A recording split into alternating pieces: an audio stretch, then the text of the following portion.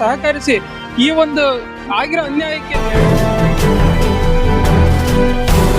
ವ್ಯಕ್ತಿಯ ಅಧಿಕಾರ ಕೇವಲ 5 ವರ್ಷ.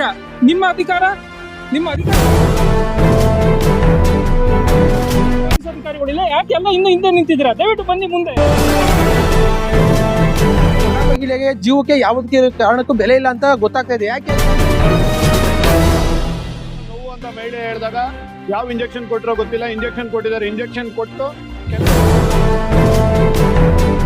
ನಾನು ಸಹ ವಿಡಿಯೋ ಫುಟೇಜ್ನ ಇವತ್ತು ಬೆಳಗ್ಗೆ ನೋಡಿದ್ದೀನಿ.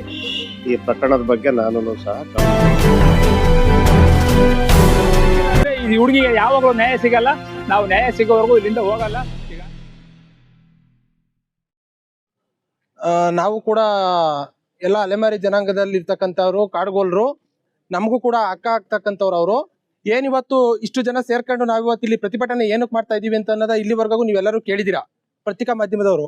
ಯಾಕೆ ಅಂತಂದ್ರೆ ಇವತ್ತು ಈ ಒಂದು ಬಡ ಮಹಿಳೆಗೆ ಜೀವಕ್ಕೆ ಯಾವುದೇ ಕಾರಣಕ್ಕೂ ಬೆಲೆ ಇಲ್ಲ ಅಂತ ಗೊತ್ತಾಗ್ತಾ ಇದೆ. ಯಾಕೆ ಅಂತಂದ್ರೆ ನೋಡ್ರಿ, ನಮ್ಮನ್ನ ಒಳಗಡೆ ಗೇಟಿಂದ ಒಳಗೆ ಹೋಗಕ್ಕೆ ನಮಗೆ ಅಧಿಕಾರ ಇಲ್ಲ. ಲಕ್ಷಾಂತರ ರೂಪಾಯಿ ದುಡ್ಡು ಇಟ್ಕೊಂಡು ಆಪರೇಷನ್ ಅಂತಂದ್ರೆ ಗೇಟ್ ತೆಗೆದ್ಬಿಟ್ಟು ವೆಲ್ಕಮ್ ಮಾಡ್ತಾರೆ. ಅದೇ ಇವತ್ತು ಒಂದು ಬಾಡಿನ ಒಳಗೆ ಬಿಡಬೇಕು ಅಂತಂದ್ರೆ ಎಲ್ಲ ಪೊಲೀಸ್ ಸೆಕ್ಯೂರಿಟಿ ಕೊಟ್ಟಿದ್ದಾರೆ. ಯಾರು ಕರೆದಿದ್ರು ಇವ್ರನ್ನ? ಪೊಲೀಸ್ ಸೆಕ್ಯೂರಿಟಿ ಯಾರಿಗೆ ಬಂದಿದೆ? ಅನ್ಯಾಯವಾಗಿ ಸತ್ತಿರ್ತಕ್ಕಂಥ ಮಹಿಳೆಗೆ, ಅವ್ರ ಕುಟುಂಬಕ್ಕೆ, ಬಂದಿರ್ತಕ್ಕಂಥ ಜನಗಳಿಗೆ ರಕ್ಷಣೆ ಕೊಡಬೇಕು. ಯಾಕೆ ಅಂತಂದ್ರೆ ನಮ್ಮಿಂದ ಅವರಿಂದ ನಾವಲ್ಲ. ಇದನ್ನ ಅರ್ಥ ಮಾಡ್ಕೋಬೇಕು ಫಸ್ಟ್. ಆಫ್ಟರ್ ಆಲ್ ಆ ಒಂದು ಹಾಸ್ಪಿಟಲ್ ಸಿಬ್ಬಂದಿ ರಕ್ಷಣೆ ಮಾಡೋದಕ್ಕೆ 50ರಿಂದ 70 ಜನ ಪೊಲೀಸ್ನ ಆಯೋಜಿಸಿದ್ದಾರೆ. ಅದೇ ನಾವು ಕರೆದ್ರೆ ಒಬ್ಬ ಕೂಡ ಯಾರು ಬರೋದಿಲ್ಲ ಅಲ್ವರ? ಯಾಕೆ ನಮಗೆ ಬೆಲೆ ಇಲ್ವಾ? ನ್ಯಾಯ ಇಲ್ವಾ? ನಮ್ಮಿಂದ ಎಲ್ಲ ಅನುಕೂಲ ಪಡ್ಕೊಳ್ಳೋದಕ್ಕೆ ಅವ್ರು ಬೇಕು. ನಮ್ಮ ತೆರಿಗೆ ಹಣದಲ್ಲಿ ಸಂಬಳ ತಗೊಳ್ಳೋದಕ್ಕೆ ಬೇಕು. ಅದಕ್ಕೆ ಮಾತ್ರ ಸೀಮಿತ ಆಗಿರ್ತೀವಿ ನಾವು. ಇನ್ಯಾವುದಕ್ಕೂ ನಾವು ಸೀಮಿತ ಆಗಿಲ್ವಾ? ಯಾಕೆ? ನಾವೆಲ್ಲ ಹಿಂದುಳಿದ ವರ್ಗದವರು ಬರ್ತಾರೆ, ಸಾಯಂಕಾಲಕ್ಕೆ ಇರ್ತಾರೆ, ಹೋಗ್ತಾರೆ ಅಂತ ಮಾಡಿದ್ದೀರಾ? ನೋಡ್ರಿ, ನಾವು ಬಂಡ ಜನಗಳು ಬಂಡ್ ಬಿದ್ದಿದ್ದೀವಿ. ನಮ್ಮಲ್ಲೂ ವಿದ್ಯಾವಂತರಿದ್ದಾರೆ, ನಮ್ಮಲ್ಲೂ ಹಠ ಇದೆ, ನಮ್ಮಲ್ಲೂ ಛಲ ಇದೆ. ಯಾವುದೇ ರೀತಿ ಕೂಡ ನೀವು ದುಡ್ಡಿಗೆ, ಅವ್ರ ಅಧಿಕಾರಕ್ಕೆ, ಅಂತಸ್ತಿಗೆ ಏನಾದ್ರು ನೀವು ಮಣೆ ಹಾಕಿ ನಮ್ಮನ್ನ ಇಲ್ಲಿಂದ ಹೊರಗಡೆ ಕಳ್ಸತಕ್ಕಂಥ ಏನಾದ್ರು ನಿಮ್ಮಲ್ಲಿ ಮನಸ್ಸಲ್ಲಿದ್ರೆ ಅದನ್ನ ಖಂಡಿತ ತೆಗೆದಾಕ್ಬಿಡಿ. ಯಾಕೆ ಅಂತಂದ್ರೆ ನಾವು ಕಾಡು ಮೇಡಿ ಸುತ್ತಿ ಬಂದಿರತಕ್ಕಂಥ ಜನ. ನಾವು ಪಿಜ್ಜಾ ಬರ್ಗರ್ ತಿಂದು ಬೆಳೆದಿರ್ತಕ್ಕಂಥ ಜನ ಅಲ್ಲ. ನಾವು ರಾಗಿ ಮುದ್ದೆ ತಿನ್ಕೊಂಡು ಬಂದಿರತಕ್ಕಂಥ ಜನ. ನಾವು ಇದಕ್ಕೆ ಬಗ್ಗದು ಇಲ್ಲ, ಜಗ್ಗದು ಇಲ್ಲ. ಯಾಕೆ ಅಂತಂದ್ರೆ ನೋಡ್ರಿ, ಆ ಮಹಿಳೆಗೊಂದು ನೆರಳು ಕೂಡ ಕೊಡ್ತಾ ಇಲ್ಲ. ಒಳಗಡೆ ಬಿಡಿ ಅಂತ ನಮ್ಮ ಸರ್ಕಲ್ ಇನ್ಸ್ಪೆಕ್ಟರ್ ಕೇಳ್ಕೊತಾ ಇದೀವಿ, ಅವ್ರು ಬಿಡಲ್ಲ ಅಂತ. ಅಲ್ಲ ಬಿಡಿ ಸರ್, ಯಾಕೆ ಸರ್ ಒಳಗ್ ಬಿಡ್ತಾ ಇಲ್ಲ? ಬಿಡೋದಕ್ಕೆ ಕಾರಣ ಏನಾಗಿದೆ? ಅಲ್ಲ ಸರ್, ಒಬ್ಬ ಮಹಿಳೆ ಒಳಗ್ ಹೋಗಿ ದುಡ್ಡು ಕಟ್ಟಿ ಅವ್ರ ಜೀವ ಕಳ್ಕೋಬೇಕಾರೆ ಒಳಗ್ ಬಿಡ್ತೀರಾ? ಈಗ ಯಾಕೆ ನೀವು ನಮ್ಮನ್ನ ಒಳಗ್ ಬಿಡಲ್ಲ? ಯಾಕೆ ಸರ್ ಈಗ ನಮ್ಮನ್ನ ಒಳಗ್ ಬಿಡ್ತಾ ಇಲ್ಲ? ನೀವು ನಮ್ಮನ್ನ ಒಳಗ್ ಬಿಡಿ, ನಮ್ಮನ್ನ ನ್ಯಾಯ ಕೇಳ್ತೀವಿ ಅಲ್ವಾ? ಈ ಸ್ಥಳಕ್ಕೆ ಏನಿರ್ತಕ್ಕಂಥ ಇವರು CHO, DHO, ದಂಡಾಧಿಕಾರಿ ಎಲ್ಲರೂ ಬಂದು ಆ ಹುಡುಗಿಗೆ ನ್ಯಾಯ ಸಿಗೋವರೆಗೂ ಆ ಹೆಣ್ಣು ಮಗು ಯಾರೇ ತಾಯಿ ಆಗ್ತಾರೆ? ಆ ಡಾಕ್ಟರ್ ಹಾಸ್ಪಿಟಲ್ ತಾಯಿ ಕೊಡಕ್ಕೆ ಹೇಳ್ರಿ, ಬಂದು ತಾಯಿ ಕೊಡ್ತಾರೇನ್ರಿ ಆ ಮಗುಗೆ? ಬಂದವ್ರು ಅವ್ರಿಗೆ ತಾಯಿ ಪ್ರೀತಿ ಯಾರಿಗೆ ಕೊಡ್ತಾರೆ? ದಯವಿಟ್ಟು ಬಂದ್ಬಿಟ್ಟು ಅವ್ರು ಏನಿರುತ್ತೆ ಹಾಸ್ಪಿಟಲ್ ಮುಖ್ಯಸ್ಥರು ಮತ್ತೆ DHO, CHO ಮತ್ತೆ ತಹಸೀಲ್ದಾರು ಎಲ್ಲ ಬರ್ಬೇಕು, ಅವ್ರನ್ನ ಬಂಧಿಸ್ಬೇಕು. ಮುಂದೆ ಯಾವ ಸಾವು ನೋವಾಗ್ತಿದ್ದ ರೀತಿಲಿ ಈ ಸರ್ಕಾರ ಎಚ್ಚೆತ್ಕೊಂಡು ಅವ್ರನ್ನ ಈ ಒಂದು ಹಾಸ್ಪಿಟಲ್ ಬಂಧಿಸಿ ಬಡವ ಹೆಣ್ಮಕ್ಳು ನ್ಯಾಯ ಕೊಡ್ಬೇಕು ಅಂತ ಹೇಳಿ ಈ ಮೂಲಕ ಎಲ್ಲರನ್ನು ಕೇಳ್ಕೊತೀನಿ. ನಾನು ಸಹ ವಿಡಿಯೋ ಫುಟೇಜ್ನ ಇವತ್ತು ಬೆಳಗ್ಗೆ ನೋಡಿದ್ದೀನಿ. ಈ ಪ್ರಕರಣದ ಬಗ್ಗೆ ನಾನು ಸಹ ಗಮನಿಸಿದ್ದೀನಿ. ಇದರ ಸತ್ಯಾಸತ್ಯತೆಯನ್ನು ಅರಿಬೇಕಾದ್ರೆ, ಅರ್ಥ ಮಾಡ್ಕೋಬೇಕಾದ್ರೆ ತನಿಖೆ ಬಹಳ ಮುಖ್ಯ. ಈ ನಿಟ್ಟಿನಲ್ಲಿ ನಾನು THO ಜೊತೆ ಇವತ್ತು ದೂರವಾಣಿ ಮುಖಾಂತರ ಸಂಪರ್ಕ ಮಾಡಿದಾಗ DHO ಅವ್ರ ಕಡೆಯಿಂದ ತಾವು ಒಂದು ರಿಕ್ವೆಸ್ಟ್ ಕೊಟ್ಟರೆ ಇದ್ರದ್ದು ಏನಿದೆ ಈ ಪ್ರಕರಣದ ಬಗ್ಗೆ ತನಿಖೆ ನಡೆಯುತ್ತೆ ಅಂತ ಹೇಳಿ ನನಗೆ ದೂರವಾಣಿ ಮುಖಾಂತರ ತಿಳಿಸಿದ್ದಾರೆ. ಹಾಗಾಗಿ ತಾವು ಮನವಿ ಇವತ್ತೇನಿದೆ ಇದರ ಘಟನಾವಳಿಗೆ ಸಂಬಂಧಪಟ್ಟಂಗೆ ತಮ್ಮಲ್ಲಿ ಏನಿದೆ ಅವರ ಪೇಷಂಟ್ ಹಿಸ್ಟ್ರಿ ಸಂಬಂಧಪಟ್ಟ ದಾಖಲೆಗಳನ್ನ ತಾವು ನಮಗೆ ಲಿಖಿತವಾಗಿ ಮನವಿ ಮುಖಾಂತರ ನಮಗೆ ಕೊಟ್ಟರೆ ಮೊನ್ನೆ ಜಿಲ್ಲಾಧಿಕಾರಿಗಳಿಗೆ ಇದರ ಬಗ್ಗೆ ತನಿಖೆ ಮಾಡಲಿಕ್ಕೆ ನಾನು ಮೊನ್ನೆ ಜಿಲ್ಲಾಧಿಕಾರಿಗಳಿಗೆ ವರದಿಯನ್ನು ನಾನು ಕೊಡ್ತೀನಿ. ಇಷ್ಟು ನಾನು ಹೇಳ್ಬೋದು. ಇನ್ನೊಂದು ಪ್ರಶ್ನೆ ಸರ್, ಈ ಹಾಸ್ಪಿಟಲ್ ಸರ್ಕಾರಕ್ಕಿಂತ ದೊಡ್ಡ ಸರ್, ಗೌರ್ಮೆಂಟ್ ಹಾಸ್ಪಿಟಲ್ ಸ್ಕ್ಯಾನಿಂಗ್ ಇಲ್ಲೇ ರೆಫರ್ ಮಾಡಬೇಕು. ನಮ್ಮ ಸರ್ಕಾರಿ ಹಾಸ್ಪಿಟಲ್ ಯಾಕೆ ಕೊಡಬಾರ್ದು ಫೆಸಿಲಿಟಿನ? ಆ ಫೆಸಿಲಿಟಿ ಬೇಕು ಸರ್ ನಮಗೆ.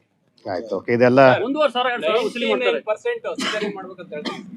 ಯಾರನ್ನಾದ್ರೂ ಕೇಳಿ, ಯಾರೇ ಬಲಿ, ಸುಮ್ಮನೆ ಒಂದು ಹೊಟ್ಟೆ ನೋವು ಅಂತ ನೀವು ಯಾರಾದ್ರೂ ಬೇಕಾದ್ರೆ ನೀವೇ ಸರ್ ಯಾರು ಕಳಿಸಿ ಸ್ಕ್ಯಾನಿಂಗ್ ಮಾಡಿಲ್ಲ ಅಂದ್ರೆ ಮಾಡೇ ಮಾಡ್ತಾರೆ ಸ್ಕ್ಯಾನಿಂಗ್. ಡಾಕ್ಟ್ರೆ ಅಲ್ಲ ಸರ್, ದೇವರಣೆಗೂ ಡಾಕ್ಟರ್ ಅಲ್ಲ ಅವ್ರು. ಇನ್ನೊಂದು ಸರ್, ಯಾವ್ದಾದ್ರು ಒಂದು ಪ್ರೆಗ್ನೆನ್ಸಿ ಬಂದ್ರು ಅಲ್ಲಿ ನಾರ್ಮಲ್ ಆಗಿ ಕರುಳ್ಬಳ್ಳಿ ಗೌರ್ಮೆಂಟ್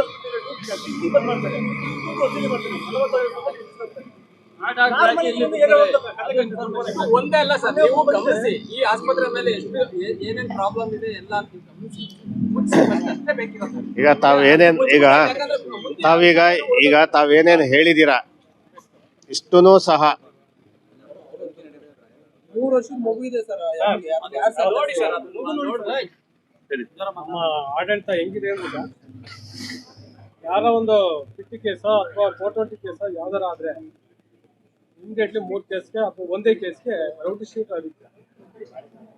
ಈ ಕೇಸ ಪ್ರೊಟೆಸ್ಟ್ ಮಾಡ್ತಿರೋದು ಕೇಳಿದ್ರೆ ನಮ್ಗೆ ಎಲ್ಲೂ ಅನುಮಾನ ಬಂದಿಲ್ಲ. ನಾವು ಯಾಕೆ ಇಲ್ಲಿ ತಂದು ಕುತ್ಕೊಂಡಿದ್ದೀವಿ ನಾವು ಗೊತ್ತಾಗುತ್ತೆ. ನಮ್ಮ ಹುಡುಗರು ಬಂದು ಕೇಳಿದ್ರೆ ಸಂವಿಧಾನದಾಗಿಲ್ಲ, ಸುಪ್ರೀಂ ಕೋರ್ಟ್ ಆರ್ಡರ್ ಆಗೈತೆ, ಪ್ರೊಟೆಸ್ಟ್ ಮಾಡಂಗಿಲ್ಲ,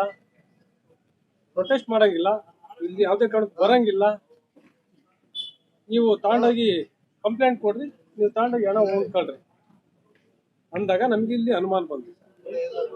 ಪ್ರೊಟೆಸ್ಟ್ ಮಾಡಂಗಿಲ್ಲ ಅಂತ ಸಂವಿಧಾನದಾಗ ಎಲ್ಲಿ ಹೇಳಿದೆ ಸರ್? ಎರಡನೇದು, ನಮಗೆ ನಿಮ್ಮ ಮೇಲೆ ಅನುಮಾನ ಬಂದಿದೆ, ಏನೋ ಇದು ನಡೀತಾ ಇದೆ, ನಿಮ್ಗೂ ಅವ್ರಿಗೂ ಸ್ವಲ್ಪ ಕಮಿಟ್ಮೆಂಟ್ ಇದೆ. ಎರಡನೇದು, ಗೌರ್ಮೆಂಟ್ ಆಸ್ಪತ್ರೆ ಸರ್ಜನ್ ಇಲ್ಲಿ ಬಂದು ಇಂಜೆಕ್ಷನ್ ಕೊಡ್ತಾರೆ ಸರ್. ನಾವು ದಾಖಲೆ ಇಲ್ದಲೆ ಯಾವುದೇ ಮಾತಾಡಲ್ಲ, ಎಲ್ಲ ದಾಖಲೆ ಇಟ್ಕೊಂಡೆ ಮಾತಾಡ. ಆದ್ರೆ ನಮಗೆ ಯಾಕೆಂದ್ರೆ ಅಮಾಯಿಕು ಈಗ ನೋಡ್ರಿ ಸರ್, ಈಗ ಆಯ್ತು ಕಂಪ್ಲೇಂಟ್ ಕೊಟ್ಟಿದ್ದೀವಿ, ತಗೊಂಡೋಗಿ ಉಣ್ತೀವಿ ಸರ್. ಪ್ರೊಟೆಸ್ಟ್ ಮಾಡಕ್ಕೆ ಬಿಡಲ್ಲ ಅಂದ್ರೆ ನೆಕ್ಸ್ಟ್ ನಮ್ಮನ್ ಹೆಣ ಇಲ್ಲ ಅಂದ್ರೆ, ಶವ ಇಲ್ಲ ಅಂದ್ರೆ ನಮ್ಮನ್ ದೇವರನ್ನ ಆಸ್ಪತ್ರೆಗೂ ತೋರಿಸಲ್ಲ, ಸಾಬು ಹೇಳಿ ಕಳಿಸ್ತಾರೆ. ಗೌರವ ಇದೆ ನಮ್ಗೆ, ಎಲ್ಲ ನಮ್ಮ ಅಣ್ಣ ತಮ್ಮಗಳೇ ಪೊಲೀಸ್ ಇಲಾಖೆರು. ಆದ್ರೆ ನಮ್ಮನ್ನ ಅಲ್ಲಿಂದ ತನಕ ನಮ್ಗೆ ನ್ಯಾಯ ಕೊಡ್ತಾರೆ ಅಂತ ಅವ್ರ ಮೇಲೆ ನಂಬಿಕೆ ಇಲ್ಲ ಸರ್. ಯಾಕೆ ಅಂದ್ರೆ ಅವರೇ ಹೇಳಿದ್ದಾರೆ, ಹೇಳ್ರಿ ರಾತ್ರಿ ಇಲ್ಲ ಕಣಪ್ಪ ಪ್ರೊಟೆಕ್ಟ್ ಮಾಡಕ್ ಬಿಡಲ್ಲ, ಕಂಪ್ಲೇಂಟ್ ತಗೊಂಡಿದ್ದಾರೆ, ನೀವು ಕ್ರಮ ಏನ್ ತಗೊಂಡ್ರಿ? ಅವ್ರ ಇದ್ರಲ್ಲಿ ಬಂದ್ರಿ, ನಾನು ಬೆಳಗ್ಗೆ ಬಂದಿದ್ದೆ, ಸರಿದ್ರು ನಾನು ಬೆಳಗ್ಗೆ ಬಂದೆ ನೋಡೋಣ ಅಂತ ಸರ್. ಯಾವುದೇ ಕ್ರಮ ತಗೊಂಡಿಲ್ಲ. ನಮ್ಮನ್ನ ಇಲ್ಲಿ ಇವ್ರ ಹಿಂದೆ ಬಲಿಷ್ಠವಾದ ರಾಜಕೀಯ ಪ್ರಭಾವ ಇರೋದ್ರಿಂದ ಇವ್ರು ಏನ್ ಬೇಕಾದ್ರೂ ಮಾಡಿರೋ ಇಲಾಖೆ ಸುಮ್ಮನೆ ದಪ್ಪ. ಇವ್ರು ಹೇಳ್ತಾರೆ ನಾವು ನಿಮ್ಗೋಸ್ಕರ ಬಂದಿದೀವಿ. ಹ್ಞೂ ಸರ್, ಇಲ್ಲೇನಾರ ಮಾಡ್ಯಾರೋ, ಇಲ್ಲೆಲ್ಲ ಕಲ್ತೂರ್ಯಾರ ಅಂತ ಬಂದಿದ್ದೀರಾ ಅಷ್ಟೇ.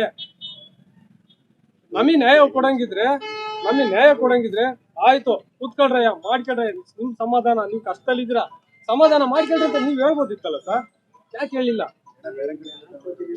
ಈಗ ಸರ್, ಈಗ ಯಾರೋ ಸತ್ತಿರೋದ್ ಮನೇಲಿ ಗೋಳಾಡ್ತಿರ್ತಾರೆ, ಗೋಳಾಡ್ಬೇಡಮ್ಮ ಅನ್ನಕ್ಕಾಗ್ತ, ಏನೋ ಒಂದ್ 5 ನಿಮಿಷ ಸಮಾಧಾನ, ನೀವ್ ಯಾಕೆ ಹೇಳಿಲ್ಲ?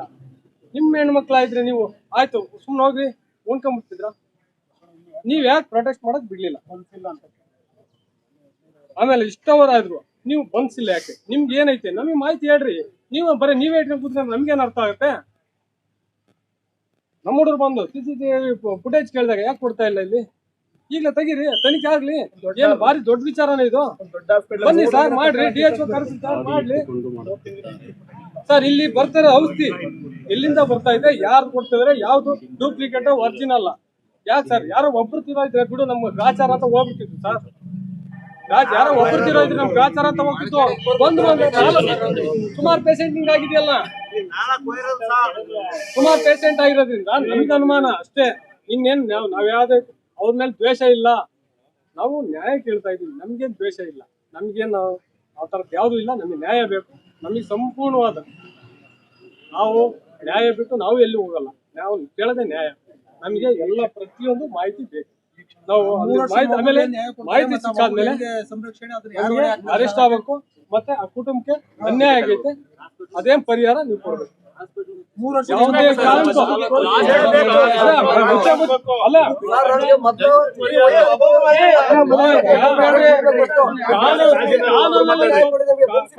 ಕಾನೂನಲ್ಲಿ ತಪ್ಪಾಡಿದ್ರೆ ಮುಚ್ಚೆ ಮುಗಿಸ್ತೀರಾ, ಅದು ಫಸ್ಟ್ ಕಂಡಿದ್ದೀವಿ. ಅರೆಸ್ಟ್ ಮಾಡ್ರಿ.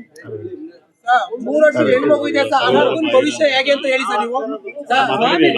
ಸಣ್ಣ ಪುಟ್ಟ ಘಟನೆ ಅಲ್ಲ ಸರ್, ಅರೆಸ್ಟ್ ಮಾಡ್ಲೇಬೇಕು.